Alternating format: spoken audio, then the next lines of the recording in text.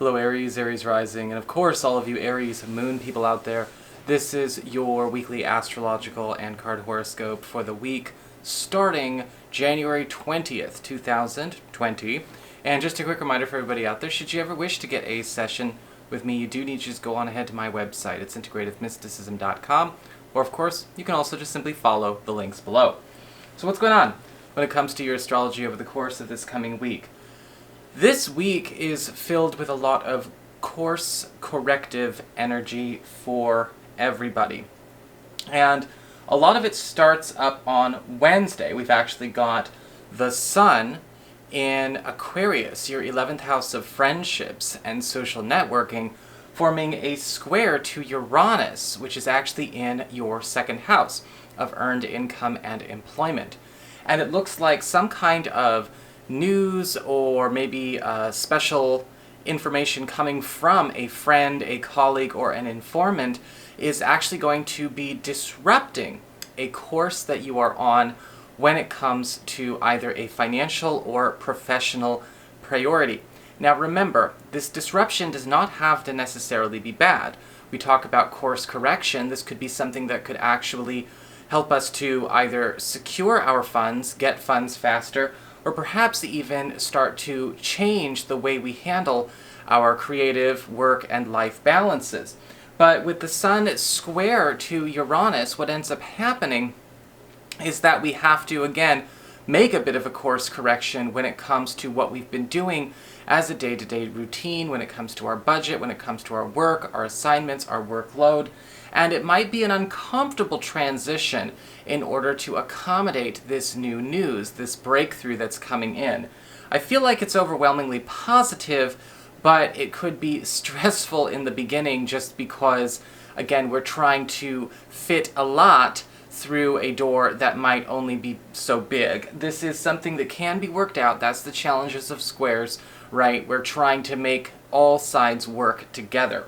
When it comes to Thursday, we've actually got Venus, planet of love, affection, harmony, gifts, and popularity, in your 12th house of your past, your privacy, and your hidden zone, forming a gorgeous sextile to Jupiter, which is in your 10th house of career, upward mobility, promotions, how you make your mark on the world, and social prominence.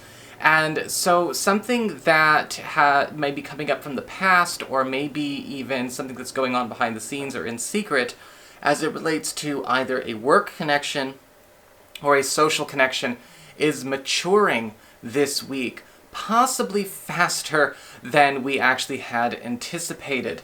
But because it is a sextile, it is incredibly helpful.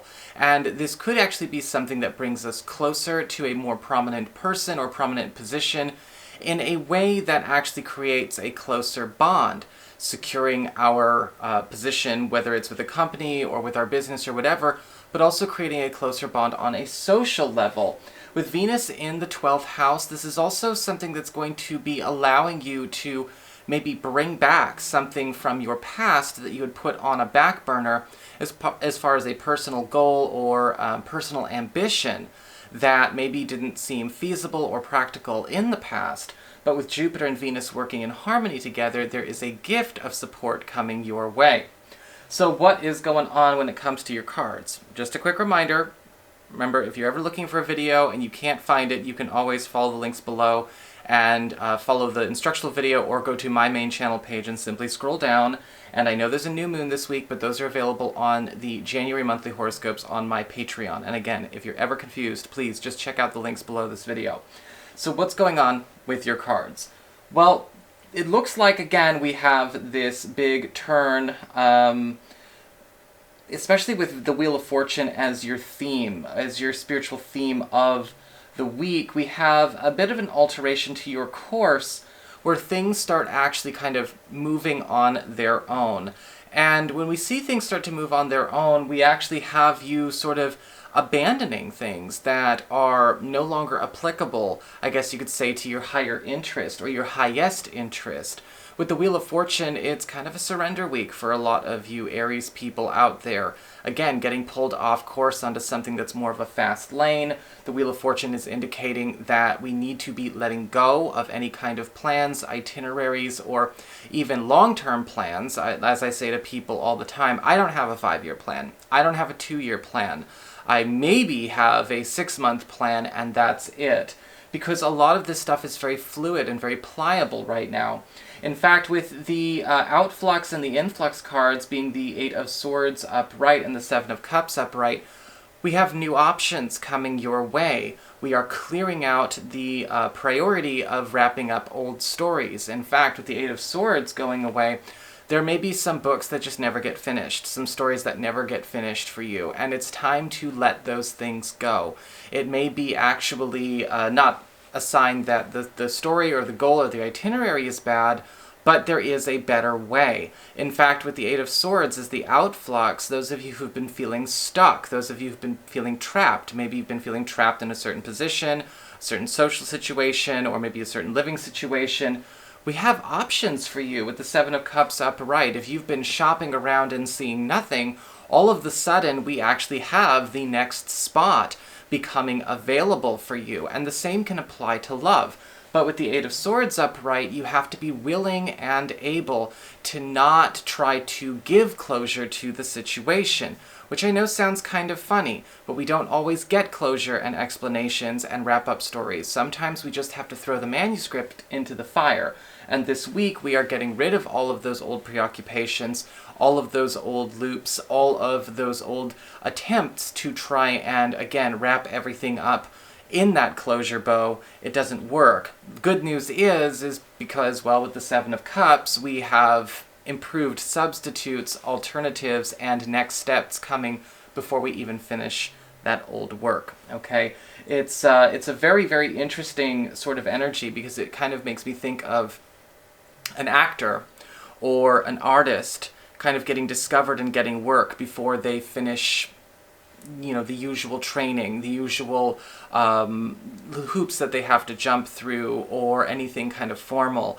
You kind of get discovered for that raw talent in that sense, and then you go and hone those abilities while you are working, if you got the chops. And it looks like some people, yeah, are born with the chops. Whatever you have the chops for is coming for you.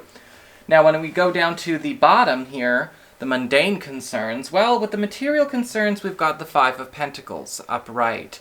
And it does look like we are seeing the end of the line when it comes to either a certain job path, a certain career path, or a certain budget or financial path. We are unfortunately going to be realizing that something is not going to be feasible in a span of time that would be considered reasonable for us. Now, whether we are saving up for something, or we're trying to clear away something, or we're trying to just get our material and resourceful concerns in order, things have to shift up. And the 5 of Pentacles is indicating to me that there is going to be help in the offering. There is going to be, again, an alternative, but you have to not be so attached to the channel, the road, and the path that you are on. Because the 5 of Pentacles is always a tricky card, because it does indicate a sense of loss, a sense of lack, absolutely. But what people don't often remember is that the 5 of Pentacles itself says there is help. If the person in the picture would stop, you know, focusing on the negative and venting and crying and screaming in the street, and simply go in to the light, or into the building in this case, where the actual next step is, they would be okay. But if they're attached to the story, following a certain plot, instead of letting it be character-driven, they're going to mess it up. And so this is your warning, Aries. Again, with that 7 of Cups, when options come, take them seriously. Release emotional attachment to super, maybe old and unapplicable outcomes. When it comes to the external, speaking of old outcomes, we have the Queen of Swords in reverse for friends and family. And it does look like there may be an issue that comes up with some people who, again, want to start up old dramas, people who want to start up old stories. With the Queen of Swords reversed, we often see somebody who has kind of gotten stuck. You know, their life has just kind of stopped, unfortunately. Hopefully they get out of it soon. But they're not really in a place where they want to move on. They've actually made an identity out of their suffering and out of their rage. And it's almost become sort of a therapeutic hobby for them. And I'm feeling that there may be a friend or a relative or possibly even a social group that is about to rewind their tape and play the same song over again. And with the Queen of Swords reversed, this could even be something that is assigned to you. Okay, red flag, this person's carrying a lot of density, a lot of distortion. It's time to step away. It's time to take my break. In fact, with the Queen of Swords reversed in a lot of cases, this is somebody, again, who's trying to reread their manuscript and try to force the plot to go in a certain direction. Maybe once upon a time they had a really good intention of trying to wrap things up in the best interest of all concerned, but now it's become a bit of an obsession. All right, a lack of closure and an obsession with resolution according to only one means. We don't want to be in that energy, or else we will get caught in a loop as well. For your relationships, when it comes to your romantic life, well, we have the Knight of Wands in reverse. And I'm getting the energy of a change of heart coming. I'm not sure if this is you. You are a fire sign, Aries. You could just as easily be the Knight of Wands reversed, or it could be a partner or a crush. This change of heart has to do, I'm seeing, with, again, a course that we are on in this pursuit for our relationship.